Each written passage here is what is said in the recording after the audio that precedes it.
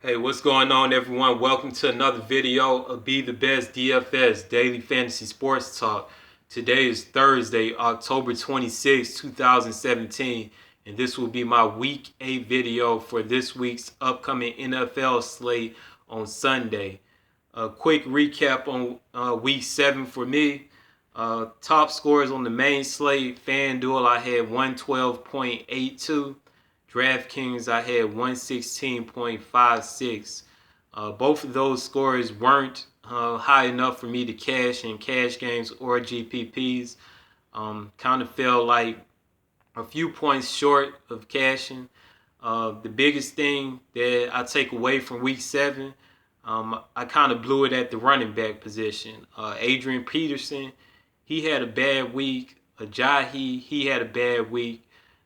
Week 7 was a week to pay up for running backs. Ezekiel Elliott, the main top guy, as well as Le'Veon Bell, two of the top price guys.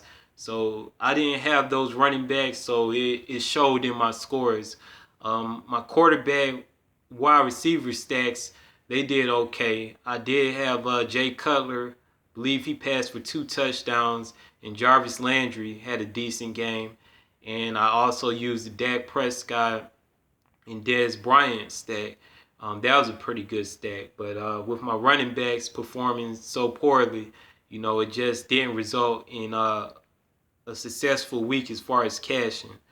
But, my motto is I count the wins as blessings and the losses teach lessons.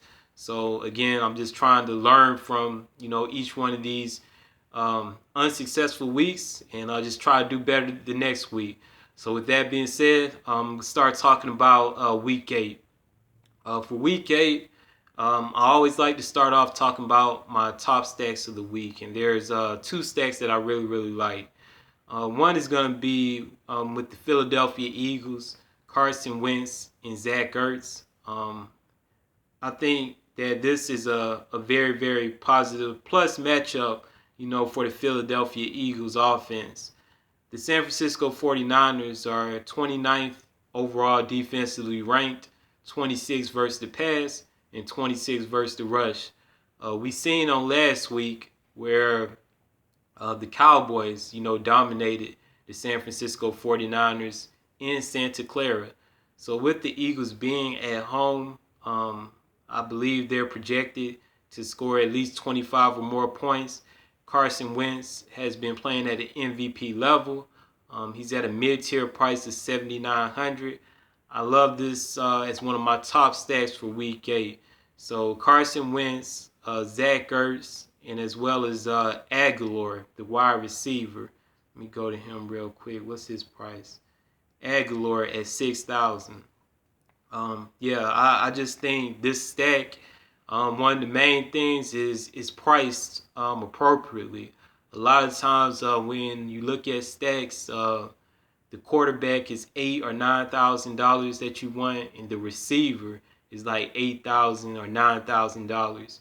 And with these Philadelphia guys being at a mid-tier price, I just think they're in a great position to be successful in this week. So Philadelphia is going to be one of my top stacks. Another stack that I do like for this week, it's a little more riskier than the Philadelphia one, but that's going to be the Buffalo Bills, Tyrod Taylor, and LaShawn McCoy. I really don't like any Buffalo receivers. It doesn't seem like they're getting Jordan Matthews involved in the offense a lot, but LaShawn McCoy, even at the running back position, in at least 4 games this season, he's had 7 targets in the passing game. So I feel that, stacking Tyrod Taylor and LaShawn McCoy is definitely a viable option for Week 8. And, for like a value option, you could also add the tight end, O'Leary, for $4,900. He's not a great tight end, but at that value price, if you decide to stack the Bills, I think he's in play. Another thing to like about Tyrod Taylor, his rushing upside. He does have the capability to rush for a touchdown. Last week he rushed for over 50 yards. So Tyrod Taylor, dual threat quarterback, that's another plus for him. And then when you look at the matchup, the Oakland Raiders. The Oakland Raiders are one of the worst defenses in the NFL. The Raiders, let me look this up real quick. The Raiders are ranked 27th overall defensively, 23rd versus the pass. We saw last Thursday night, Alex Smith and the Chiefs, their offense put up a lot of yards and points up on the Raiders. So just factoring in all those things, I do like the Bills a lot as well. So I think it's a little more risk involved with the Bills compared to the Eagles. But both the Eagles and the Bills, those are probably my top two stacks for week 8. As far as kind of stacking up a quarterback with some other players. Let me look through the rest of this player pool, see if there's anyone else worth mentioning. For tournaments and GPPs, I do think Cam Newton is in play. I don't know if I'll be able to go there because I have a limited number of lineups that I'm going to play. But the Buccaneers, they haven't been playing well this season in general on defense. And Cam Newton, he's been up and down all season. He has weeks where, he really looks like an inaccurate, bad quarterback. And then he has weeks like versus the Patriots, Detroit, and Philly, where he looked like he's back on his MVP level. So I think for tournaments and GPPs, Cam Newton is in play, especially when you consider his price. And another person in that price range, Kirk Cousins, been pretty consistent this year. He's averaging 20.76 fantasy points per game on the season. Monday night, he had a great game, 303 yards passing, 3 touchdowns. The Cowboys, they are like a defense in the middle of the pack as far as it go, ranking as it relates to, all the teams in the NFL. But one positive, Washington Redskins are at home. And I believe Kirk Cousins, he's a quarterback, that typically has his better performances at home. Let me look at this. In the last 3 home games, he's had 24.9, 28.8, and 26.8 fantasy points in the last 3. So Kirk Cousins, I think he's in play. Not as safe, in my opinion, as Carson Wentz, but definitely in play. And just kind of for me, I just feel like this week I'm going to just kind of key in on the mid-tier price quarterbacks. I believe the quarterbacks priced at the higher tiers, they're definitely in store for good games. Drew Brees at home, you always have to give him a look. At 8,500, he's in play. Tom Brady, 9,400, he's at home. He's definitely in play. Dak Prescott's been playing good. There's a lot of good plays this week, in my opinion, at the quarterback position. So I think it's all going to come down to just your lineup construction and how much that you're trying to spend at each position. And for me, for right now, I think I just want to spend like a mid-tier price. So my top quarterback plays would be Carson Wentz, Tyrod Taylor, and maybe Kirk Cousins. And if I had to go to a 4th option, Cam Newton as just a low-owned play. So now that I talked about my top stacks and top quarterbacks that I like, let me move on to the running back position. So I mentioned at the beginning of this video, one of the things that kind of messed me up for week 7 was the running back position. I tried to use value at running back, and I went with Adrian Peterson, Jay Ajayi, Carlos Hyde. I tried to go for value at the running back and pay up, at other positions like wide receiver, and that didn't work out for me. So this week, I think it would be best to, get exposure to some of those higher price running backs. So Le'Veon Bell at 9,400, it's a premium price point, but his volume is just it's something that just can't be ignored. 35 rushes on last week for 134 yards. Really, the last 2 weeks he's had at least 30 rushes. I don't think there's anybody else in the NFL that's consistently getting the type of volume that Le'Veon Bell is getting. I'm looking at the statistics now. He's first in the league in carries with 169. So let me look at this real quick. Now Detroit, they're eighth ranked versus the rush, but for me, I think Bell is the play. I think Bell is a top play, a premium price. I don't want to make the same mistake that I did last week of just going for value at running back. So especially with this game being in Detroit, a dome stadium, where you don't have to worry about any adverse weather effects. I think Le'Veon Bell, is definitely a top play on this week. Another running back. Now I could be wrong about this one. Ezekiel Elliott. I don't think I'm gonna use him this week. I think that Washington. I think they have a legit run defense, in my opinion. And the game that Elliott had on last week, 40 fantasy points. I don't know how likely he is to get those same results. I do know that more people will have interest in him because of last week, but I think he might be a fave for me. It's only because I'm doing limited lineups. If I had like tons of lineups, I definitely would throw him in. A couple. But I like LaShawn McCoy, a little better for about $600 cheaper. He's going up against the Oakland Raiders, a defense that is worse. McCoy's usage, he gets all the usage for the Buffalo Bills. Like I mentioned earlier, it's been 4 games this season where he's had at least 7 targets in the pass game. So let me look at his stats real quick. He's 9th in the league in carries, and I think it's mainly just the defensive matchup. I think Oakland is a worse defense than the Redskins, and I just feel like McCoy at a slightly lower price might be better than Elliott. Who else we got to look at running back? I guess you have to give Melvin Gordon a look. The Patriots, they're 32nd ranked defense overall, 32nd versus the pass, 22nd versus the rush. Gordon, he did have a bad week on last week, but it was against the Denver Broncos, who typically shuts down everyone. The Broncos, they shut down Ezekiel Elliott early in the season.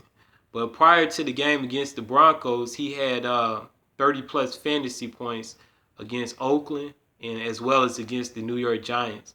So Melvin Gordon, he's definitely in play. Let me see something. They say he was limited at practice. But yeah, Melvin Gordon, he's definitely in play at 7,900. It's just kind of tricky because you can only pick, 2 running backs. So, if you got only 1 or 2 lineups, you got to figure out which 2 is going to be best for your lineup. But Melvin Gordon, in that matchup, he's in play. Ingram, he's in play. He just splits time with Kamara, so that's something to be concerned about. I really do like Jordan Howard too. I think that against the Saints, this is a matchup where Howard can get involved in the pass game as well as in the run game. I think last week the rookie Tywin, let me see. Okay. Last week Howard was the only running back to rush the ball. So it seems like he's getting more of the usage at running back as far as the carries. So I think he's in play too at 6,900. For me, I just don't want to make the mistake of going value at running back and then all the top running backs go off like they did in week 7.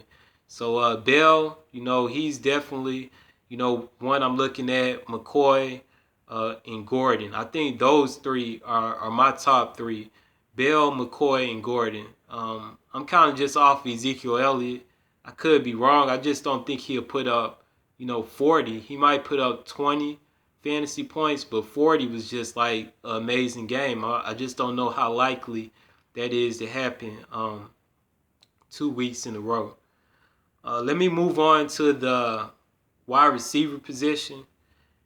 At wide receiver, for me, again, like I plan on paying up for running back, so wide receiver will be based on stacks for me. So I definitely like Aguilar. I like Ted Ginn Jr. He's still at a decent price for the Saints at 5,900 in the dome. Drew Brees is gonna pass the ball, and Ted Ginn, he's been one of the top beneficiaries in the passing game. So I like Ted Ginn definitely for his price. On the high end, definitely AJ Green, versus the Cincinnati. He's definitely in play. I'm sorry, versus the Indianapolis Colts. The Colts are ranked 31st versus the pass, 31st overall defense. So depending on what the weather is, AJ Green, I think he's in store for a big game. Josh Norman, I think he's supposed to be playing this week, so I'm not so big on Dez Bryant this week, especially if Norman play. If Norman sits out, then I think Dez Bryant, has some upside. But if Norman plays, I think he might be a fade for me. Mike Evans is a target monster, so he's definitely always in play. He's 8th in the league in targets, so Mike Evans, he's always in play for me. Julio Jones finally had a decent game on Sunday night, even though the Falcons played bad and lost. But Julio Jones, it's a high price, but he's in play. This slate, it could be very, very high scoring. I think it might be, in general, just on the slate as a whole, I think it might be very, very high scoring. Let me see. Now, if Golden Tate, if he sits out, I think Marvin Jones Jr., I think he's in play. Because if Golden Tate's out, that puts Marvin Jones Jr. up to number 1 on the depth chart. And, I think he's in play because Stafford, he's not that bad of a quarterback, but Pittsburgh does have a good pass defense. But at that price, Jones Jr., with the targets that I think he might get, I think he's in play. Funches, he's in play versus the Tampa Bay Buccaneers. Buccaneers been horrible versus the pass. I expect Cam Newton to play better this week than he did versus the Bears. So Devin Funches, I like him. You maybe can throw Kelvin Benjamin in there as well. But there's just so many plays on this slate. So just to kind of condense it, I'll say for me right now, if I'm going Carson Wentz, I'm definitely looking Aguilar. If I'm going, if I'm going Tyrod Taylor, even though he's not a receiver, I'm looking at LaShawn McCoy. But again, the strategy that I'm using is going to be to pay up for running backs. So I won't be able to get those high-priced receivers, not on this slate, because I just don't want to miss out on running back again like last week. Let me move on to tight end position. Tight end, again, Zach Ertz. I love Zach Ertz because, I like Carson Wentz. And Zach Ertz is a top pass option, for Carson Wentz. We know Gronkowski, he's always in play every week.